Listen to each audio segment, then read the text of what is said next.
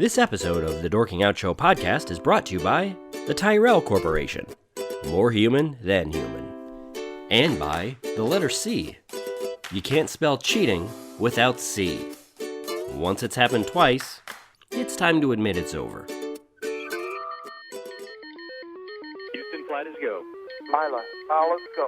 SPM. SPM. Safety contact. Safety contact.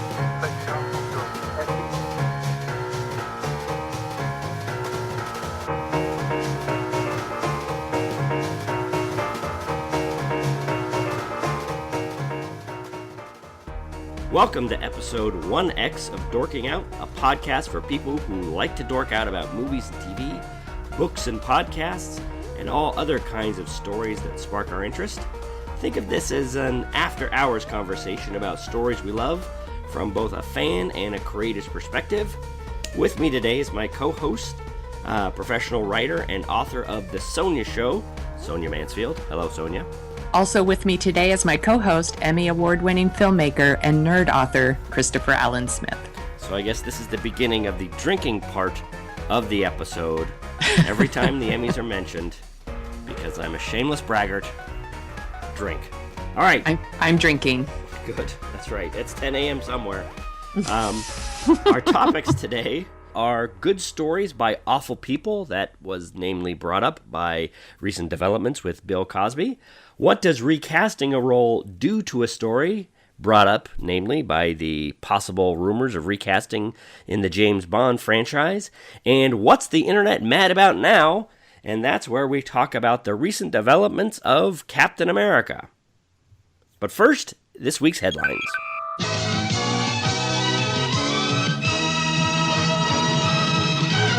First up in our headlines is something that I found, frankly, completely shocking. It's the Beauty and the Beast, the live-action Beauty and the Beast teaser trailer from Disney was more popular and more watched than the Force Awakens teaser trailer back in Thanksgiving of 2015, I think it was, or 2014.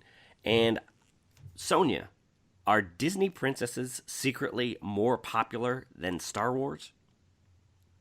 I think it's obvious that that's true. YouTube wouldn't lie. No, they wouldn't. But how is something more popular than Star Wars and people don't really realize it? Or am I just last out of the gate and people have known this whole time? No, I was shocked too, to be honest. I mean, Star Wars appeals to everybody. It used to be kind of a geek niche thing, and now it's just huge and everybody loves Star Wars. So I was kind of surprised too. What do you think is making it so popular? Why is there this, because I know Frozen was immensely popular and, a lot of Disney things are immensely popular, including now. Yeah, Star well, you Wars. Can't underestimate Disney, right? That's true. And I think there's just a ton of people that grew up watching this movie. Most people, if you ask most people what their favorite Disney movie is, they're probably going to say Beauty and the Beast. Mm-hmm. And everybody grew up watching Disney movies. So I guess it shouldn't be that surprising, but it's very surprising that this is more popular. So, I guess there's not a lot else to say about it other than the live-action remake of Beauty and the Beast has spiked to the top of the most anticipated movies of the year. I think that's coming out in November. Do I have that right? I believe you do. So, or maybe people just really love Dan Stevens, who's playing the Beast. They might. You're all, who's that? Exactly. So, never underestimate the power of Dan Stevens. That's right. And this is where age and infirmity is starting to kick in. The actress that played Hermione, who is playing Beauty, I don't want to... Emma Watson. Emma Watson. Good Lord. All right. She's awesome. She is awesome, but could there be some sort of Harry Potter carryover effect that is not benefiting Daniel Radcliffe and his film choices? No, I think it's 100% just because it's Beauty and the Beast. Well, now that you're saying this... She's done other movies.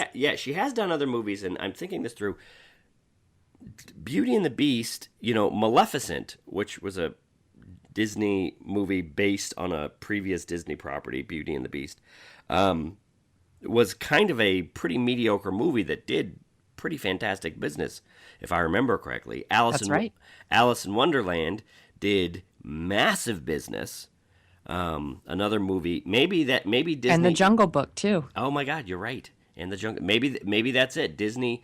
They know they have a built-in fan base. They know what they're doing, and maybe after Disney bought Star Wars, maybe they found out that the real reward was with them all along. Which brings us to The Americans renewed for season 2, or Well, the renewed final for two- yeah. the go final ahead. the final 2 seasons, which I find very exciting because we're going to talk about binge watching and too much good television later, but I have not had a chance to see one episode of The Americans, even though I hear it is the greatest thing since Breaking Bad. I'm very excited to see it. I haven't had the chance yet, and now it looks like I'm suspecting I'm not going to see an episode of this show until the entire series ends its run, I think after 6 seasons. I think they're on their 4th season, so 2 more would be 6, if my math checks out. I believe your math does check out. Have you heard anything about The Americans? Have you seen an episode, or how does this news hit you? I have never seen an episode of The Americans. It is a show that is kind of on my list of things I want to watch, and I only hear amazing, great things. And I'm kind of daunted to take it on because I know I'm behind. I'm so behind. And so now I'm just kind of waiting for it to finish maybe, and I'm going to watch it afterwards, which is so sad because then I don't get to be a part of the conversation. But I'm always glad to hear when an awesome show gets, a renewal. Yeah, And they get to complete their story. Like, I like it when they know when they're going to end. Yeah, I think that's one of the huge benefits of the modern kind of prestige television landscape is that, series are being given specific finishing dates, so the creators are able to bring their stories home in a conclusive, controlled way. And when they do that, I think that, goes a long way towards the shelf life of these shows. If they have a good beginning, middle, and end, a satisfying story arc throughout the whole thing, they become valuable for companies to sell and stream and syndicate, if that's even still a thing, in a million different ways. And I think I am gonna put The Americans on a shelf, wait till it's done, even though I'm sure there's a lot of people out there right now shouting at the top of their lungs that we need to get to watching it right now. But so Yeah. 2 more seasons of The Americans and then it's over. That's right. It's a victim of too much great television for me.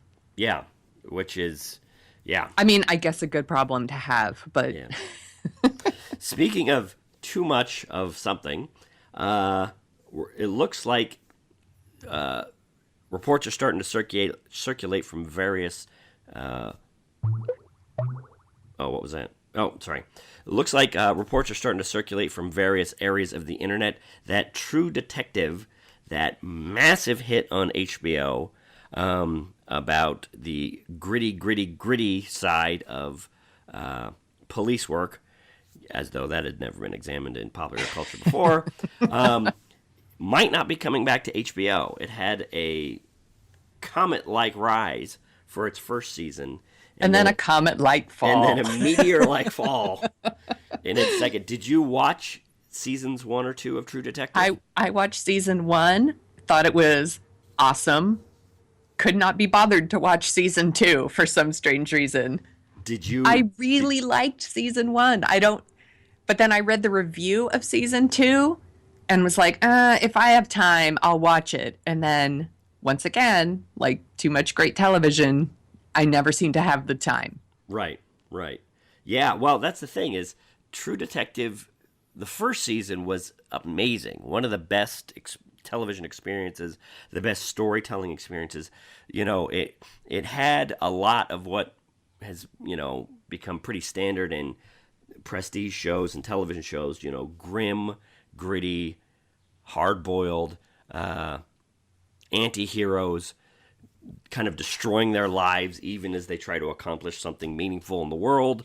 And I think it, was pitch perfect and executed on such a level that even some of the more stereotypical elements of it just seemed fantastic and really interesting. And it was almost as though every correct choice that they made in season 1 was made in the opposite direction on season 2. And I watched all of season 2, and I cannot tell you if there's been a more boring. Oh, that's so disappointing. It is kind of amazing. Because it was they almost, lined up such great people. They did. They really did. And, I feel bad because Vince Vaughn has been, believe it or not, one of my favorite performers of the last 15 years. Ever since I don't believe it. Exactly. Most people don't anymore. And I was feeling like really this was going to be his comeback. This was going to be his thing that brings him back. This was going to be Right. the thing that showed what he was capable of. And I think he did do a really fantastic performance, but the writing and the just the relentless, I don't even want to call it mediocrity, just the relentless grimness with no interesting flourishes, no philosophical touches, none of the charms or the points of interest for season 1 were around in season 2. And it was just, that is a show that just crashed and burned. Was it a victim of we think grim is good? I think just because it's grim, it's good? I think it might have been because it was aggressively grim. And it had Taylor Kitsch, Rachel McAdams, and Colin Farrell as kind of the 3 detectives going in on this case. And each one of them was the bitter, loner, isolated from friends, No, you can't have 3 of those. Exactly. You can have one of those. You can have 1 or 2 or something. If you're going to have 2, then you need some other third character to have some counterpoint or something. But it was, all 3 of them were basically the same character. That's the other thing about it, is it was a very strange construction of a show in that the 3 main characters were essentially not even 3 versions of the same character. They were 3 of the same character, all running around, all destroying their lives. And it was just, it's from a storytelling point of view, because that's, the things that interests us here at Dorking Out, and here's where we're dorking out. From a storytelling constructive point of view, it is a very interesting failure. Right, the ambitious failure. Yeah, exactly, because how they made these choices, and watching season 1 and season 2 back to back, they're very similar, have a lot of the same elements, but you make 1 or 2 mistakes, or you make 1 or 2 choices that you don't have a complete creative handle on, and it can take something from the spectacular supernova performance of season 1 and burn out so thoroughly that in an era where networks are very hungry for content, very hungry for name shows, and True Detective has become a name show, for them to not even go back and try to do a 3rd season or try to resurrect it. Yeah, that's what I was going to say. It's really surprising to me that they wouldn't go back for one more shot. Yeah, maybe they will. They're, for reasons that we'll talk to, I'm sure, on a future podcast, HBO, the drama series and the series side of HBO is having a lot of upheaval and a lot of, double backs and creative turns here in the last couple months. So who knows? Maybe they'll shift some things around at HBO. Deadwood, a show that people loved from years and years ago, is supposedly coming back for a TV movie. So who I would knows? like that. Because it was supposed to come back. Exactly. And it didn't. So it would be nice to have a little closure on that one. Exactly. So don't be surprised if in 2 years they say, hey, season 3 of True Detective is coming. And here it is. So we'll see. I hope they do, because I would like to see a 3rd season. I'm not always a big fan of let's bring things back. But I'm stoked they're bringing back Deadwood. I would like to see a 3rd season of True Detective. Yeah. I would like to see what they could do. And I feel like there's a lot of really great stories out there to tell, and it's a really good format. People love cop shows. And Yeah. they should go for it. That's another thing that I find surprising about this decision, if it is in fact a final decision, is True Detective was built as an anthology, and an anthology gives you an excuse at the end of each season to course correct, to throw out what wasn't working, to try something different. So to see that they're not even trying that, I think is amazing, or, surprising. Let's not throw amazing around too much, Chris. Want more dorking out with Chris and Sonia? Well, there are a few simple things you can do. Share this program with a friend. We're assuming you have friends. It's easy. Just go to dorkingoutshow.com and you'll find our podcast links, our SoundCloud account, our YouTube links, our Facebook links, our Twitter links, our Tumblr links, and all our other links. And links. Grab one of those links and get to sharing. The more people listen, the more we make. Make all your friends envious with the cool podcasting choices you've made as a modern trendsetter. Our audience research shows the Dorking Out Show podcast audience is the smartest, most attractive, least prone to baseless flattery in the entire podcasting world. So get those links and get to sharing. Now, on with the show. Topic 1 is good stories by awful people. And this I got thinking about last week is a judge has finally cleared the way for Bill Cosby to go on trial for sexual assault charges for one of the 50 or so supposed sexual assaults that he did over the last 40 years. And it got me thinking about this kind of age-old question in art, in storytelling. What do you do with good stories by awful people? People who are really crude, corrupt, horrible people, but they've produced art that we like, that means something to us. The reason that Bill Cosby himself kind of hits home with me is growing up, he was the first comedian that I liked.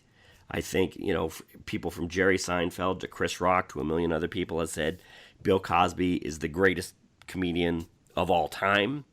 He has done, I owned his albums, and then I owned his CDs, and then I bought stuff on iTunes. We all watched The Cosby Show. There's one of the biggest cultural artifacts of the 1980s. The biggest cultural impact was Cosby's Cosby Show. And here we are with him being this, almost mythic sexual predator monster. It's so awful. It's awful, and I just don't. This is something that we've all, everyone's had to deal with since the beginning of time. Right. All the painters, all the writers we love, they all have awful pasts. There just was no TMZ back then, Right. So how do we separate their awesome creative work that we love from these terrible things that they've done? And Bill Cosby's himself is amazing comedy concert film. It is so funny, and I watched it a lot as a kid. I wouldn't say he means as much to me as you do. I went through what you're going through with Michael Jackson. Yeah. Well, yeah, exactly. I mean, because, when you say Bill Cosby himself, that reminds me, when I was a kid, I watched that, and I thought it was really funny from the kid's point of view. It was just hilarious and all these different things. And then when I had kids and watched it again, right, it was this entire second level that a genius creator can do. Right. You can tell one story, and it basically tells 2 or 3 different stories to 2 or 3 different audiences at the same time. And, part of what I'm going through with Bill Cosby is, there's actors that have done things, and there was an actor on The Shield, I believe it was, that ended up murdering his wife or something. But yes, he was just convicted. Exactly. So you could go back and watch The Shield and, there's that actor, there's that. And, I don't really care about that actor, so I can kind of look past it or not even really think about it or whatever. But Bill Cosby, I was trying to think, I think the only more disruptive story, disruptive person for me personally and what I like in popular culture is if George Lucas somehow did something this bad. And Well, then he did make the prequels. he did make the prequels.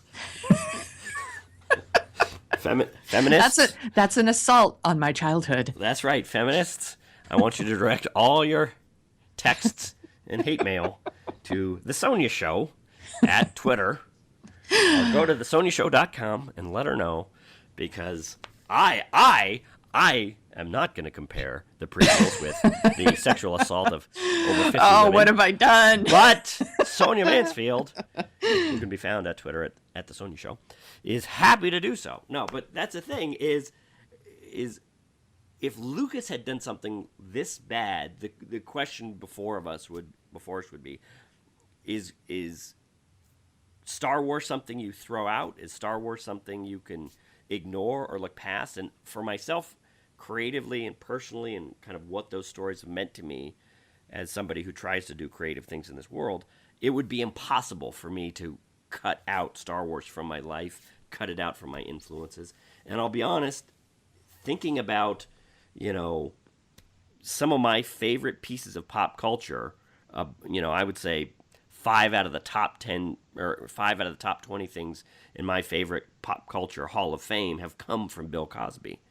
And to think, I don't know how to divide it, Yeah, no, I don't. That's the thing. I think everybody's struggling with this. How do you separate it? How do you put it in a little box and put it aside in your mind what happened so that you can enjoy watching the Cosby Show again? Yeah, and I don't know. That might be the thing. I don't know if that's possible. I mean, it might be, it might be a W.C. Fields type situation where I believe he got into or like a Fatty Arbuckle type situation, where it takes 50 years to pass and the death of the person, and only then are people able to start going back and looking at the artistic production of that person without having top of mind, these awful things that happened. Let me. I'm trying to make sure I put this exactly right. Just say it. This is how I'm dealing with it with Woody Allen. If this helps, I'm able to watch old Woody Allen movies like Annie Hall. But I can't watch new Woody Allen movies. Like I can watch the old ones that I saw before I knew all the horrible things he did. So, but everything after is tainted to me. Yeah. So with Bill Cosby, he's not really doing anything new. Right. So I don't really have that problem. And I'm like, but I'm wondering if I could go back and watch Bill Cosby himself, would I still think it's funny? Yeah. See, that's the thing that's the trouble that I'm having is I still do see clips of Bill Cosby stuff here and there, and they still really are funny. There was a story last week about him being going to trial on these sexual assault charges, and they were showing a clip of him and Theo, Malcolm Jamal Warner from The Cosby Show, putting sheets on a bed. Oh yeah, I know exactly what clip you're talking. And it was really funny. Right. And it was really well observed. It was really, that is a kind of, as a father, I was totally in his head right there, watching his son try to do this thing, try to work with his son, and it's just not working. And for Woody Allen, in a weird way, his peccadillos or his problems happened at a time where I think creatively he was kind of finished. He had gone through his funny Woody Allen stage. Yeah, but he's still making movies. That's the thing, is he's still making movies. He went through his funny Woody Allen stage, then he went into his dramatic Woody Allen stage, and then he started to almost fall off, or maybe it did something to him creatively. From my point of view, nothing he's done since his scandals broke, I found creatively interesting in any way whatsoever. There was that movie a couple years ago, Midnight in Paris, I think. Yeah, which I haven't seen because Yeah. I can't bring myself to watch it. Which, I watched because supposedly it was really great, and it was kind of, they said it was the throwback to the Woody Allen comedies or whatever. And no, it was not awful. It was not, just boring and plotting and just aimless like a lot of his late 90s, early 2000s movies but there was just nothing, it was almost like, in a weird way, Woody Allen died from a creative standpoint, or at least for me, 20 years ago. So I can, in a historical kind of way, still love Bananas and Love and Death and all his 70s, Annie Hall, all his great 70s comedies. And even his, looking back at like Manhattan, which I haven't gone back to, and I'm it's a I don't know movie. how I would feel about it. It's definitely weird. It is definitely a weird time. Yeah. And it's a weird movie, but that's the thing, is that movie in particular, half of it is just incredibly beautiful. I don't think New York has ever been shot in a more beautiful way than he shot it in that movie. But it's him, and I can't remember. It's been a while since I've seen it. It's Mariel Hemingway. Mariel Hemingway, but how old is she supposed to be in that movie? She's so young. She's like 17, right? But is she supposed to be 17 in the movie? I don't remember. I think We would have to look it up. I think But she she's might be. she's crazy young. Where she's in, she's crazy young, and I think she's supposed to be crazy young, but Yeah. it's one of those things where I think technically it's legal, but it's just like, ugh, yeah. So Whenever you're saying so, when you say technically it's Exactly. legal, it's probably still a bad that's idea. right. You're on shaky ground, kids. Remember that. And then this brings us also to Roman Polanski, who Right. I believe raped a young girl. Statutory rape. Statutory yes. rape. But still won an Oscar for the piano, even though everybody knew. That's right. So Well, I don't know. It's so interesting. It's like when Hollywood likes to pick and choose, which crimes, I guess, are okay. Well- because they seem, and I think Polanski's been actually charged and hiding in another country. Woody Allen actually hasn't really been charged with anything. So I guess maybe that's how Hollywood can still be like, well, we'll nominate him for original screenplay and right. nominate his actresses for awards and things like that. Let me ask you if this plays into it. I think part of it could be a numbers game, which is Roman Polanski supposedly did this thing. He's admitted to certain aspects of the story. Roman Polanski did this thing to one woman. Woody Allen did this thing to one or two women, one of which he has been married to for 25 years, I think it is. Yeah. Bill Cosby supposedly did this with 40 or 50. And it's just, there's a certain level of, for fans, you can kind of explain away one or two, or you can kind of rationalize or trick yourself into explaining away one or two instances. 40 or 50, it's impossible. You have to be some kind of special delusional to not see what's going on when it's 40 or 50 people. Maybe it's just Bill Cosby wasn't doing anything in Hollywood that people want to work with him. That's true. Well, actually, that's true. If he had the number one show on TV, he was about to almost have, he was planning his comeback with Netflix, and he was planning another big, they were supposed to be doing a big sitcom push, I think for NBC, or it could have been for Netflix. It's been a couple years since it blew up, but as soon as all these things erupted, all of that went away. And part of me is wondering, what do you think about this? Roman Polanski, correct me if I'm wrong, his parents were killed in the Holocaust, or he had family members killed in the Holocaust. He fled from the Holocaust to the West, made some interesting movies in Europe, came to Hollywood, had his wife murdered by the Manson family. so sad. Then after all that, he did this thing. I'm almost wondering if people are kind of, They want to give him a pass. Exactly. Like, it's an awful thing to say, but I'm kind of wondering if that's what's going on. It could be. Saying, we're going to give Roman Polanski a pass, and I really think it's just people think he's still making movies that they want to see and they want to work with him. And that's just the way it is. And I mean, look at Michael Jackson. Michael Jackson had been accused of lots of awful things and kind of settled out of court. I think in the court of public opinion, he's pretty guilty. And people continued to work with him up until, he died. That's true. And and it's because Michael Jackson was a musical genius. And they were like, they still wanted to work with him. I wonder, they definitely still wanted to work with him, but I think his reputation did get pretty beaten up. And maybe this is what's going to happen with Bill Cosby and possibly Woody Allen, is that from myself, it was like I felt creepy, when iTunes came out and more movies or more audio started to go online, I found myself not buying any Michael Jackson stuff because I just didn't want to give money to that dude. Right. But then as soon as he's dead, within a week of him being dead, it's like, all right, buying Michael Jackson's greatest hits, I'm buying Thriller, I'm buying this. And I'm wondering if it takes as long as the person who committed the crimes is not benefiting from the money I'm giving them, I'm going to hold back.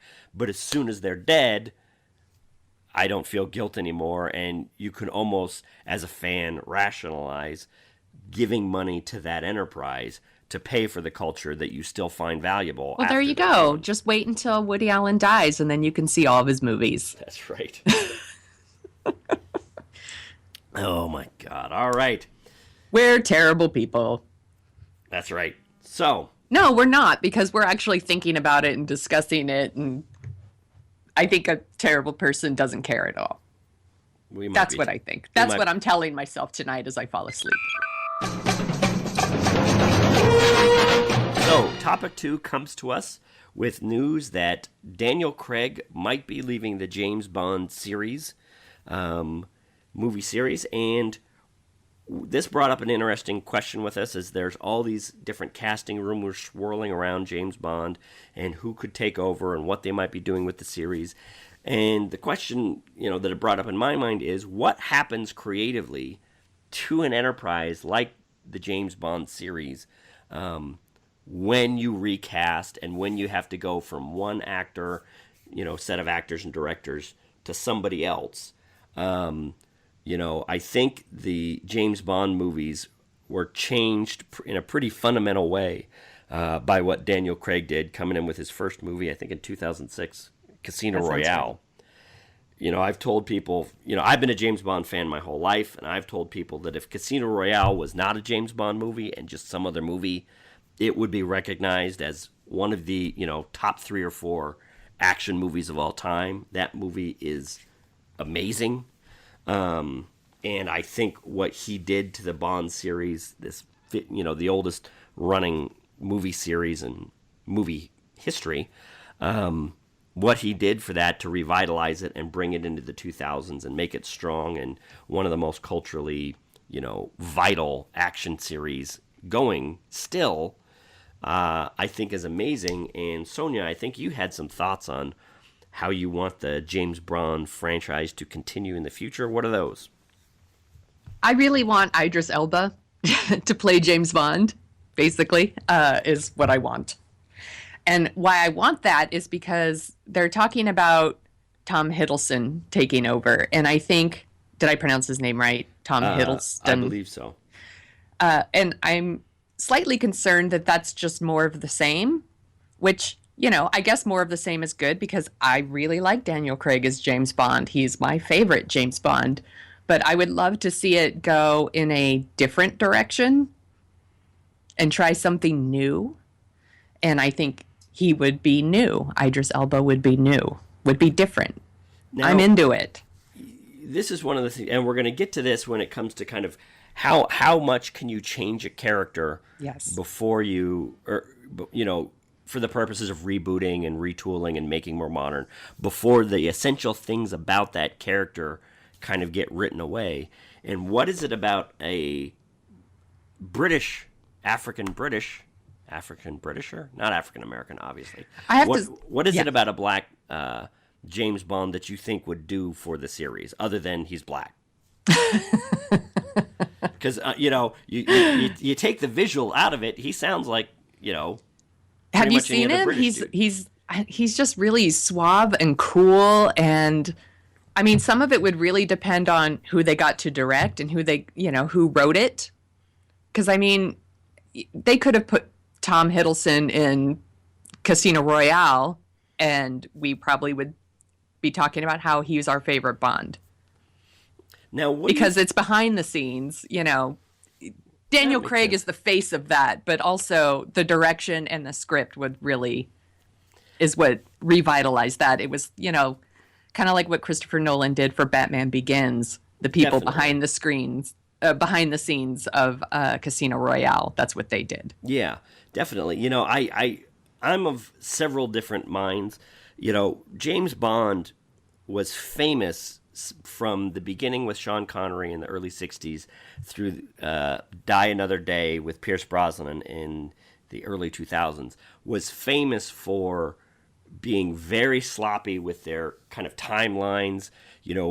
At various points we were supposed to believe that Pierce Brosnan as James Bond was the same person as Connery as James Bond. There were references to a marriage that Bond had in the 60s as late as the late 80s, and he was still Right. carrying around the trauma of having his wife murdered and all this stuff. And one of the things I loved about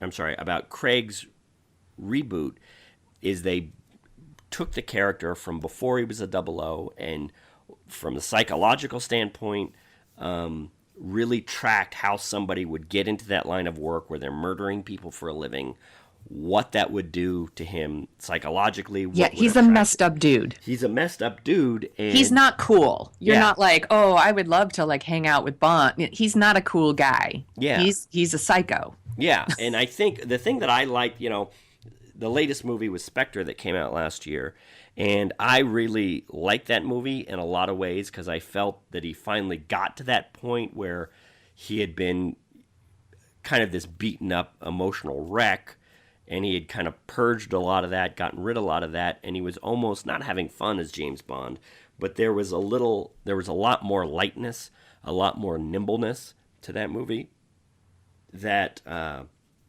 had been missing from Craig's Bonds.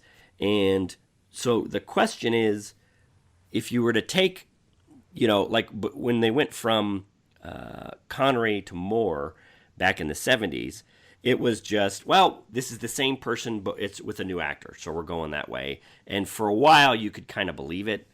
If they were to go from a Craig to a Elba, would it, You're rebooting again. You're starting a whole new timeline, don't you think? Well, see, that's the thing, is I think you would have to. And I think for some people, I guess in my camp, that like James Bond to be a character rather than a code name, let me step back. There's been a popular fan theory for years that James Bond is not really a person, but it's more like a persona, like a Dread Pirate Roberts Right. from The Princess Bride, where every couple of years a promising British agent gets to carry the mantle of James Bond. That explains away some certain things, like James Bond goes around telling all the bad guys that his name's James Bond. And He's the worst spy ever. Exactly, he's the worst spy Whenever he ever. walks into a room, people are like, hello, Mr. Bond. Exactly, that's the thing. So it explains a lot of those aspects. It explains how Timothy Dalton's James Bond from the late 80s is referencing things that happened to George Lazenby's James Bond from the late 60s. So it explains all this. The producers have been famously hostile to this idea. And what's funny is my understanding from various sources is that Skyfall was supposed to essentially acknowledge this as how James Bond works. They apparently right before, they got up to the point of filming, and they were going to be filming with Sean Connery as the old man. I whose name is escaping me at the end of, the I know who you're talking about, but I don't remember the name right. either. The idea was Skyfall was not James Bond's ancestral home, but it was kind of a retirement community for secret agents. And Sorry. no, that's the thing. And Craig, It's an old spy home. Exactly, that's the thing. But Craig, who in that movie is being, he's supposedly on the older side of his career. He's been beaten up for years. He decides to go to Skyfall with M, and who does he find there but Sean Connery? And it would be implied that Sean Connery's James Bond had retired there years ago, and Sean Connery's James Bond and Daniel Craig's James Bond were going to be the ones protecting M. But Connery, who had retired from acting at that point, and apparently is a little under the weather, being at his advanced age, was not able to perform the role, so they kind of rewrote it and redid it. From my point of view, if you're going to go for this is a character, I got to say, Idris Elba, or there's been chatter recently of Gillian Anderson wanting to play James Bond. There's been chatter this last week of Emily Clark, Khaleesi from Game of Thrones, wanting to play James Bond. That just seems like internet fanboy bandwagoning, Right. But if you're going to go for the route of James Bond as a mantle rather than a specific person, then I think it does kind of explain away in a satisfying storytelling point of view how an Idris Elba or a Gillian Anderson or anyone could kind of step Right. in. If you want to continue the stories of that Spectre laid down, then recasting the role with a woman or a black man isn't really the way to go. Yeah. But if they're going to reboot it all over again, then, I think Idris Elba would be a great James Bond. I think you're right. Our friend Anthony Ferrante over on the Pop Show threw out the idea that instead of casting a woman as James Bond, instead doing a spin-off, and I think that that's a totally legitimate idea too. A great idea. It could be. I would watch it. It could be, which is funny because I don't think they should call her Jane Bond. That's right. Some other people who are familiar with the James Bond franchise know that Die Another Day, Halle Berry's character Jinx in Die Another Day was supposed to be built into a spin-off series of essentially American James Bond movies, highlighted by her, which, given the performance and the creative bankruptcy of Die Another Day, right. I'm glad to say didn't work out. And it's funny because I think Wasn't there talk of them spinning off Michelle Yeoh's character too from Tomorrow Never Dies? I'm not sure. I really liked her and remember thinking that she was really awesome. But it's been a long time since I've seen that movie. And it's funny because part of me was seeing the Idris Elba stuff bubble up over the last couple of years, thinking, oh, all right, here's the internet kind of bandwagoning some funny idea that somebody posted on Reddit, and it's kind of gotten a life of its own. But then comes, I had to remember that back in the 70s, when they were kind of casting around for people who might replace Connery or might replace Roger Moore, there was talk of Burt Reynolds. I believe the Broccoli's asked Burt Reynolds. Oh dear. Exactly. At a certain Did point. Did he choose Smokey and the Bandit over it? Well, supposedly he chose. He said no. A British person has to take. A British person has to do it. Right. So I'm not gonna step into that. Supposedly Clint Eastwood was asked at one point, and I guess that's kind of what boils down to. For me is if you're gonna go with these kind of non-traditional casting ideas, what is the creative reason for it? And if there isn't, and any good storyteller can come up with one, if there is a meaningful creative reason within the world of that character to make some of these changes, I think it can be really satisfying. But if it's kind of a stunt casting, we're just going to change, we're going to go to Idris Elba and I now we're don't new even and think diverse and here it is. I think that I could don't be even think that's irritating. stunt casting. I think if they were going to reboot it, like they did with Casino Royale, Yeah. I think Idris Elba is a really great actor Yeah. No, he's who would do an Yeah. awesome job. It doesn't even matter that he's black. Like, he's just an awesome actor. But if they want to continue the story that they've been laying the groundwork for, then, maybe you go with a Tom Hiddleston type. Yeah. So we'll see. It's funny with Tom Hiddleston. I think part of me is demurring because from a creative point of view, rebooting after only 4 movies that were 4 very successful movies seems almost like a Spider-Man type situation. I was just going to say, this is like Spider-Man. Same with Batman, too. Yeah, well, see, Batman, they waited a couple years and they did one reboot that was successful and they took off. Right. With Spider-Man, creatively, they didn't really have a reason to reboot. They could have just gone forward. They could have given Sam Raimi a little bit more time.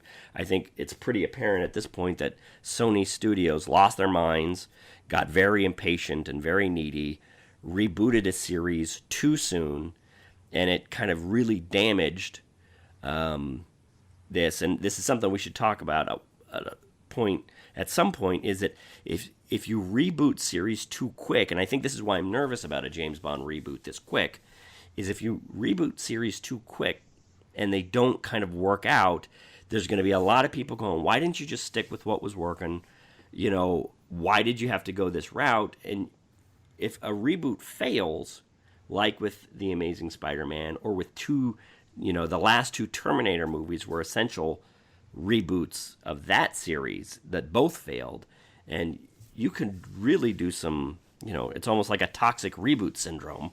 Right. Where if you do it too much and you do it wrong, you destroy everything that was great, or, all the goodwill you have built up for a property and make it, radioactive rather than something with built-in appeal. Right. But we shall see. The rumor is now that Eon Studios, the company that is custodian of the James Bond intellectual property, will be making an announcement in the next couple weeks about which direction they are going with the next James Bond series. So I suggest everybody start watching The Night Manager right now, starring Tom Hiddleston, because it's kind of his audition for the role.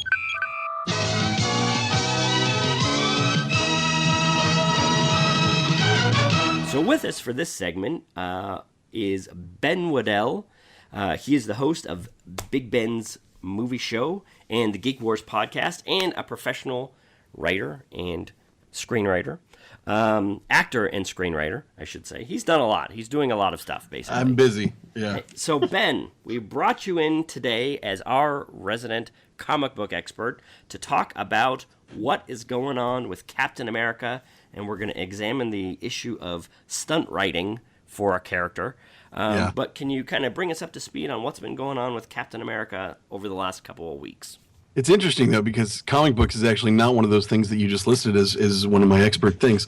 But yeah, no, I've been reading the Captain America comic books, the Sam Wilson as Captain America comic books, and then now the new Steve Rogers Captain America comic book. And I'm sure everybody knows what we're talking about, and that's the Hail Hydra moment that comes at the end of the new Steve Rogers book. And they didn't just pull it out of nowhere. The whole book leads up to it, and what it does is it goes back to the 20s, and they show Steve Rogers' mother, and you find out that Steve Rogers' dad is abusive, as some men of that era were. And what we see is that the mom is kind of rescued on the street by another woman. That woman then steps in and starts talking to, I'll call her Rogers' mom for a while, Mrs. Rogers, and says, you should stand up for yourself, you should fight back, be strong. And she says, well, no, he's my husband. And, things that women of that era said to kind of explain away the terrible things men did. And then from there, the woman who saves her kind of hints that you should get together with like-minded individuals because we're trying to fix this country and we're trying to make things better, and then hands her a card, or a pamphlet, excuse me, to meet at a Hydra meeting. So that is how we learn that Mrs. Rogers was a member of Hydra. And at the time, Steve is, I want to say, like 5 or 6 during all this. So then, then he grows up in Hydra. So then we're led to believe that the entire history of Captain America, from childhood up until the now, he has been a member of Hydra the entire time. And he actually kills Rick Flag, another kind of star-spangled superhero, in that book. He actually throws him out of a plane and kills him. Wow. That seems like a really long con. Right? That seems like a con so long that it's like it kind of, for me, kind of breaks dramatically. Like, it's so fake. Yeah. It's so long that, and he's supposedly damaged Hydra and done so many things against Hydra while being involved in this long con. He's completely shut down Hydra. And Exactly. it's like, what was the point of you shutting Hydra down? Yeah. If you were, I mean... If it was all part of some long con, and if he's a double agent, he's a terrible double agent. That's the thing. It becomes one of those things. I think this has been happening a lot, and my understanding. I haven't watched a lot of these shows, but like in Empire or the Shonda Rhimes shows on ABC, is that they've become a lot more aggressive in taking moments that might kind of end a season or be like the highlight of a sweeps period, and they just put huge dramatic moments in every episode, sometimes twice an episode, which from a viewer's point of view can be very exciting and very satisfying if you can come up with enough dramatic storytelling to keep a show going for that long. But when it's something like this, it's where the shocking revelation is something that changes something so fundamental to a character that it kind of makes the whole enterprise ridiculous. How are people responding?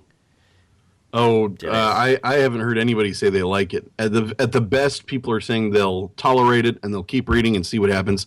Stan Lee's quote was that, "Wow, I bet they're going to sell a lot of comic books." Because at the end of the day, that's what he wants to do, is sell a lot of comic books. So he gets paid. But I mean, on the other end of it, the negative spectrum, people are livid. And for a minute there, I didn't totally, a lot of fan nerd rage doesn't totally make sense to me because, they're just going to keep making it. I mean, who cares if they kill Superman or turn Captain America Hydra? Give it a month, he'll be back to status quo and everything will be fine. But one article that I read was really kind of telling in that I didn't understand what Captain America meant to certain people of this country, in that Captain America was created before we actually entered World War II. The iconic cover where he's punching Hitler was actually published years before we entered World War II. And Captain America was created by a Jewish writer and a Jewish artist, specifically as, like this is the thing that will fight for us. Like, this is our mascot that will go and fight our war for us, and defend our people. And then now, many, many years later, as he's been this symbol of America and standing up for what's right, and now you've switched him to a Nazi. Because, I mean, remember, Hydra are Nazis. Yeah. They're not just green suits and, cut off one head, another till take its place. They are straight up, they started out as Nazis. So now you've had this, symbol of, this kind of this Jewish American icon of salvation that is now turned on its people. And that's really, really messed up for a lot of people in a lot of ways. So I when I read that, I kind of better understood why there was so much fervor over all of this. And then there's other people that are just saying, this is crap, kind of like your point. This is stunt writing. This isn't real. I'm not going to take this seriously because obviously the writers aren't taking it seriously. Nobody's really happy with it. I don't think I've seen a single report that was finally they made Cap Hydra. This is so good. As somebody who's read it, is there something going on in the storytelling? Can you see them planting seeds for something more interesting? Or is it really just, hey, this icon that we've loved for so many years and has meant so much to so many people, we're it's the grim, mean, gritty reboot of Captain America, and really he's just corrupt at the core, and everything is horrible. And aren't we edgy comic book writers by finally calling it out and Because pointing grim is good. Because grim is good. It's decadent America. Screw it. Captain America reflects the current state of our actual America. Yeah, I mean, is there anything going on there? I mean, is there any indication? Not really, no. Like, well, and for one, this is the first issue in this direction, so we really haven't had a ton of build up. Like up until 2 weeks ago, Steve Rogers was like a 90-year-old man. He had a run in the comics there where his super soldier serum had been removed from his body, and he had turned into an old man. He was still helping out with organizing superheroes, and he was actually still part of the Avengers. He was part of the Avengers Unity Squad. But Sam Wilson, the Falcon, had taken over as being Captain America. He had the shield, and he had a whole new Star-Spangled outfit. So when this happens and he goes young again, this was the first issue where he's kind of got a shield that's closer to the original shield, the traditional shield shape with kind of like the NFL shield. Yeah, and it's got a little laser tag down at the bottom of it so that he can cut through stuff if he needs to. And his new costume is a little bit darker. But no, it's not like this is like, oh, I see where this is going, or we see it. No, none of that's been going on at all. Interesting thing, too, I mean, in terms of stunt writing, is the timing of all this. Because that issue of Captain America was published in the exact same week that DC launched their entire Rebirth storyline. Okay. So right as DC's ramping up for this giant event, and we're seeing this a lot. Anytime DC does something, Marvel just slightly trumps it every time. Like, oh, you're releasing Batman versus Superman? We're going to release Daredevil Season 2 the week before. And, a new trailer for Suicide Squad came out. We're going to release the Doctor Strange trailer the next day. So any news cycle that DC can ever get, Marvel just gobbles it up and moves right along. And that's the same thing that happened here. Rebirth launched a whole bunch of huge things for DC, including bringing back dead characters, all those fun things they do every time they do a relaunch. But nobody's talking about it because Captain America's a Nazi. Yeah. So, yeah. I part of me, it's funny. As this spring we had everything going on with the new Ghostbusters reboot and all the drama there, and Sonia and I are going to definitely be talking about that as we get closer to the Ghostbusters reboot. Part of me is, my heart is with nerds a little bit in this way because at heart I am a nerd, but it's like their anger level, and maybe this is just like it all over the internet, and I'm sure it is now that I am saying these words out loud, is the anger, appropriate anger gets turned up to ridiculous anger, and I'm not sure what that mechanism is. Like, I could definitely see people unhappy creatively about what's going on with Captain America, but the level of hate and the level of impact and the death threats and the this and the that is just I can't wrap my head around it, even for some of the stuff that you're talking about. When I look at it, I can see a direct correlation between how crazy angry nerd rage gets with how long they've been living with their mom and eating Hot Pockets. Right. And it's just this clear line of like, you've been living at home too long, go out and get a job in a real life and maybe talk to a lady, and then see if like that part of your nerd rage lessens a little bit. So I don't know. Some of it I still get pissed at. Now I find myself saying I'm disappointed instead of like, oh, they ruined Killer Croc, I'm crazy. It's like, I wish Killer Croc looked better. That's what I say. Right. So right. I wish he didn't look like he was 5'8". Right. So it's little things like that. We've had things like this before, and I think we had something like this in one of my favorite pieces of pop culture, the reboot of Battlestar Galactica, where, in the first season, there were some dramatic revelations that people that from the, characters from the original show were kind of recast as Cylons, and, what does this mean? They're secretly evil people, or maybe they're Cylons that are trying to be good humans. And then, I think it was in the middle of season 3 or 4, it was revealed that a lot of the crew or a lot of the main characters were also Cylons, so it was almost, half Cylon, half humans on this ship, and then at that point, it kind of becomes, what are we looking at here? If they're all, if all the people we thought were good guys are really bad guys, what is this show? And I guess maybe that's, what my takeaway from this is, it looks like Captain America has done something where it could have been an interesting, dramatic thing that they pitched in the room. It sounded like a sexy idea, and, that'll really blow people's minds. But when you crank that attempt to shock people up to 11, you can kind of make a dramatic moment, but it almost leaches out the drama from the rest of the series because it just pushes the characters and pushes the credulity of a certain even fantastical situation past the point where it's possible to realistically care. Yeah. But that could just be me. So this is just a comic book that it just ends this way, right? Yes, so, that's the last. And is there like a planned series? Yes, so this is part of a new ongoing monthly series, Steve Rogers, Captain America. So we're all kind of waiting to see where this goes in the next one, and see, is he going to start killing more? Because here's the thing: Right. The other thing they introduced was he's now going to be working with a team of people. So he's had his other team, which is Falcon and Bucky, and those are his buddies, and he goes and does stuff with them. But now they've given him a new team with kind of lesser known Star Spangled Heroes, like I mentioned, Rick Flag, and then there's a lady there too. I think her name's like Liberty Bombshell or something like that. So that's the new team. And of course it is. And he's already killed one of them.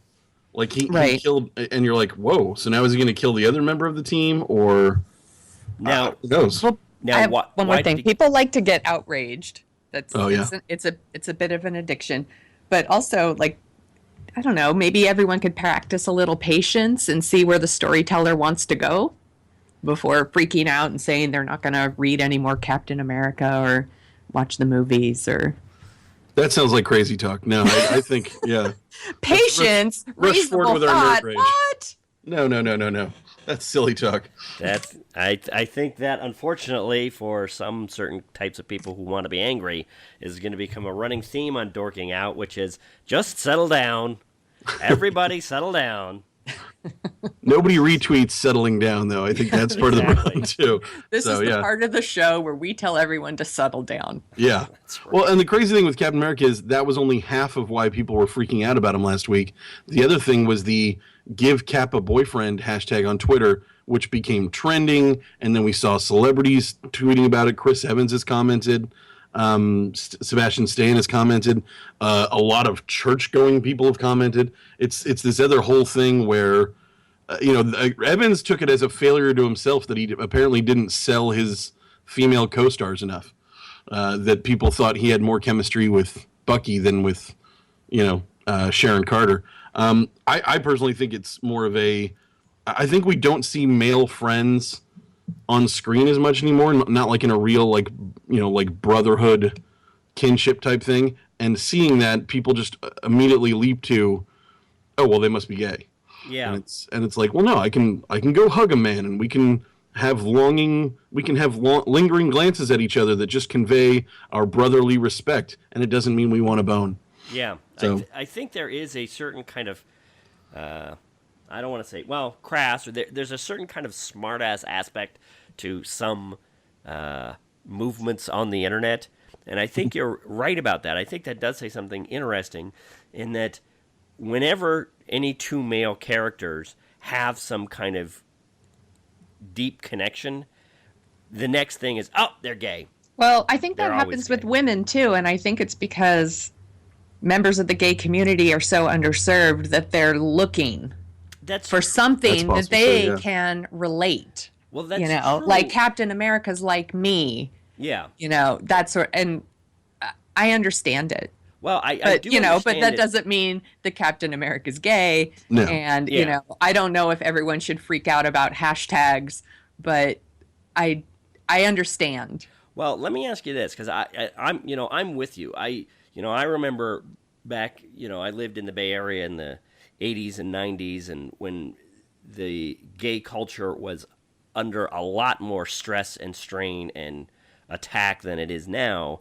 And there was this kind of, I remember having conversations with, gay friends of mine, and they were talking about, well, maybe Tom Cruise is gay, and maybe this person's gay. And if you would talk to some of them for long enough, there would be a kind of, well, everybody's gay, and all actors are gay, and which may or may not. But Tom Cruise actually is. Well, pretty exactly. gay, That's so. the thing. and that's kind of my point. Is They're that, just looking sometimes- for a reflection of themselves. Exactly. It's what we all want. No, exactly. And that's actually what the LGBTQ, like the GLAAD people, when they commented on it, they pointed out that, like, no, we don't think Captain America's gay, but it would be nice to have somebody on the Avengers who's gay. Well, So- see, I think that's And actually, I get it. That's actually my point. Is back then I don't think there were any healthy outlets for gay characters in popular culture.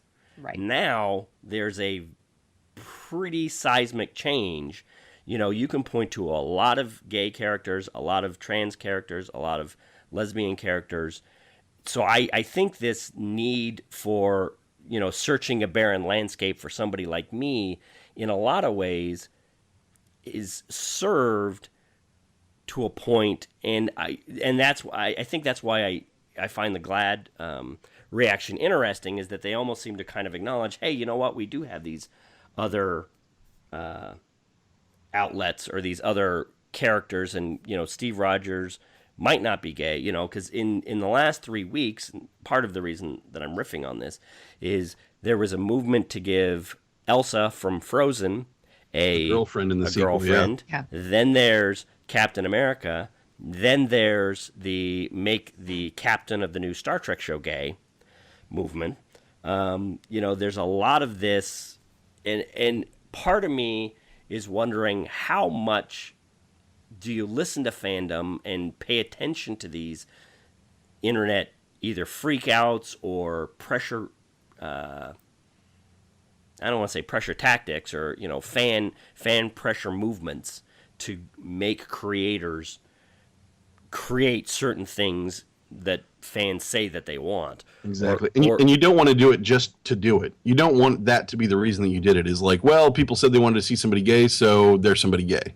Right. And you don't want the gay to be all that they are. You want it to just, it's like, you don't walk into a room and say, hi, I'm Chris, I'm straight.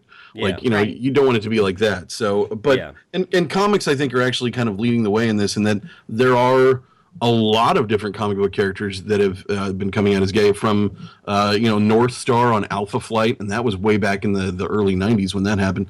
But then now in the new retelling of X-Men, where they've grabbed young Iceman and brought him to the future, it's now come out that Iceman is gay. Right.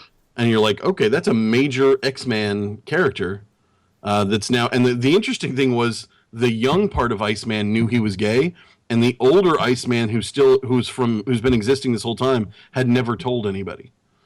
So now he's like, oh crap, because like he hadn't totally decided for himself.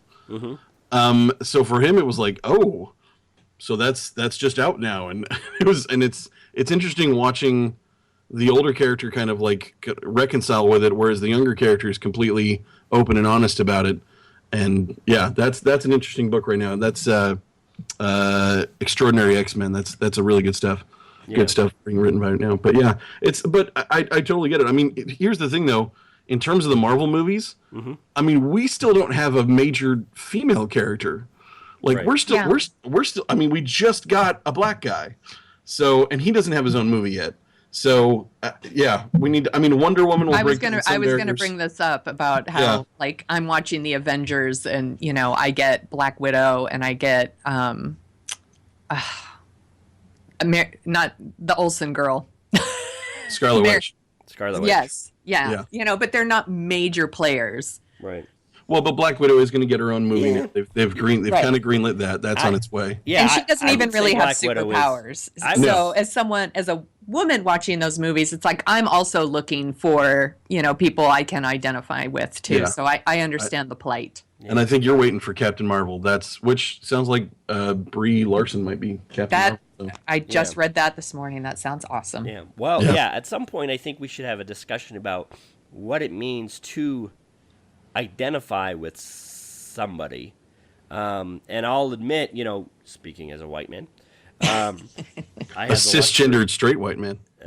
whatever cis means. I still have not decoded that, but anyway, Oh whatever. yeah, no. See, I got to do all that stuff because I do my show with some people who are not cisgendered and not straight.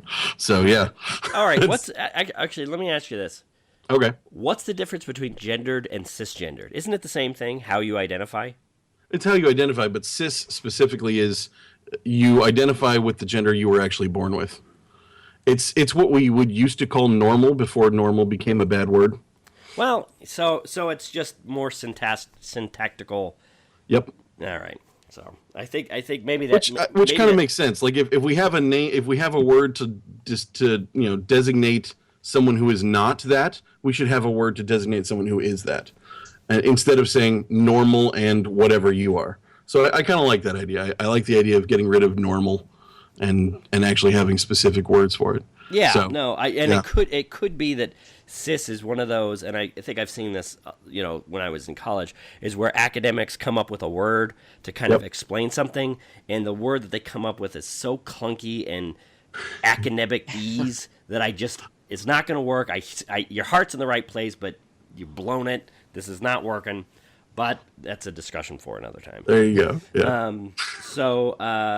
All right. Well, Ben, thank you so much for talking us through all these different various issues with Captain America. It sounds like there are 3 or 4 different topics that are going to be spinning out of this that we could talk about in the weeks and months to come on the Dorking Out podcast. Ben, thanks for joining us.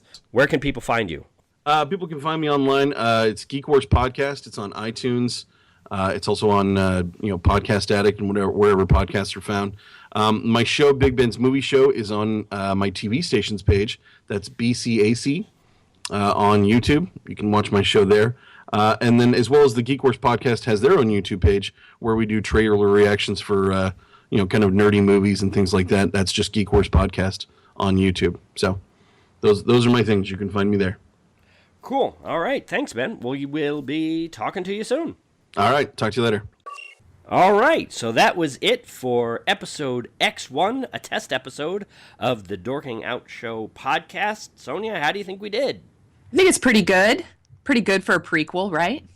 Pretty good for a prequel. That's a hell of a way to end the show. Pretty good for a prequel. And on that note, we'll see you later. Bye.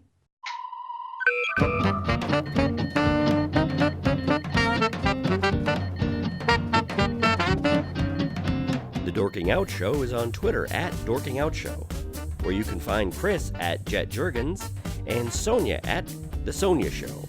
You can read about Sonia's random adventures at thesoniashow.com and track the slow and creeping progress of Chris's novel and his other hijinks at jetjurgens.com. You can find out more about the Dorking Out Show at dorkingoutshow.com. While you're over there, you can support us by giving us a review on iTunes. We have a handy-dandy iTunes link to whisk you right back to 2007, where you can leave your review and 5-star rating in iTunes. We'd do it for your podcast. Want to dork out even more? Well, you can sign up for our newsletter, where you'll get all the headlines we use as fuel for the show. That's it for this week. Thanks for listening.